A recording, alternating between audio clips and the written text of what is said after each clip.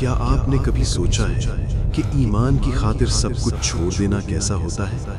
جب ایمان اور جان میں سے ایک کو چننا پڑ جائے تو بندہ کیا کرے؟ یہ قصہ ہے اصحاب کہف کا، ایک ایسے دور کا جب شرک کا اندھیرا ہر طرف پھیلا ہوا تھا، جب ایک ظالم بادشاہ لوگوں کو بتوں کی عبادت پر مجبور کرتا تھا۔ لوگ بتوں کے سامنے جھکتے تھے اور اسے ہی دین سمجھتے تھے، اور جو انکار کرتا اسے سزا دی جاتی تھی۔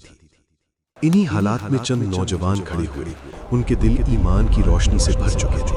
انہوں نے اعلان کیا کہ ہمارا رب آسمانوں اور زمین کا رب ہے، ہم اس کے سوا کسی کو معبود نہیں مانیں گے۔ جب زمین ان پر تنگ کر دی گئی، انہوں نے فیصلہ کیا کہ وہ شہر چھوڑ دیں گے۔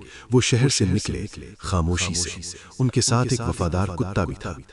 انہوں نے ایک غار میں پناہ لی، انہوں نے دعا کی، اے ہمارے رب، ہمیں اپنی رحمت عطا فرما اور ہمارے لیے ہمارے معاملے میں آسانی پیدا کر دے۔ قرآن کہتا ہے کہ اللہ نے ان کے کانوں پر نیند طاری کر دی، پھر اللہ نے انہیں برسوں تک سلا دیا۔ سورج نکلتا تو ان کے غار کے دائیں جانب سے گزرتا، اور جب غروب ہوتا تو بائیں جانب سے نکل جاتا، تاکہ ان کے جسم محفوظ رہیں۔ اگر تم انہیں دیکھتے تو جاگتا سمجھتے، حالانکہ وہ گہری نیند میں تھے۔ اس عرصے میں 300 سال گزر گئے اور مزید 9 سال بھی۔ پھر ایک دن اللہ نے انہیں بیدار کیا۔ وہ ایک دوسرے سے پوچھنے لگے، ہم کتنی دیر سوئے رہے؟ کسی نے کہا 1 دن یا اس سے کچھ کم، دوسرے نے کہا ہمارا رب بہتر جانتا ہے۔ انہوں نے اپنے ایک ساتھی کو شہر بھیجا کہ کھانا لے آئے، اور اسے تاکید کی کہ نرمی اور احتیاط سے کام لے۔ جب وہ شہر پہنچا تو سب کچھ بدل چکا تھا۔ لوگ حیران رہ گئے جب انہوں نے پرانے سکے دیکھے۔ بات حکمرانوں تک پہنچی اور حقیقت کھل گئی۔ پھر اللہ نے انہیں دوبارہ وفات دے دی تاکہ لوگوں کو یقین ہو جائے کہ قیامت برحق ہے۔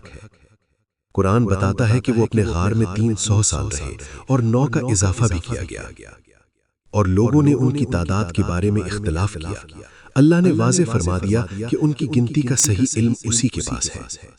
یہ غیب کی خبریں ہیں جو وحی کے ذریعے بتائی گئیں۔ اس واقعے میں اہل ایمان کے لیے عظیم سبق ہے، اور یہ کہ جو اللہ پر بھروسہ کرے، اللہ اس کے لیے راستہ بنا دیتا ہے۔ آج بھی جب فتنوں کا دور ہے، جو اپنے ایمان کی حفاظت کرے گا، اللہ اسے کبھی ضائع نہیں کرے گا۔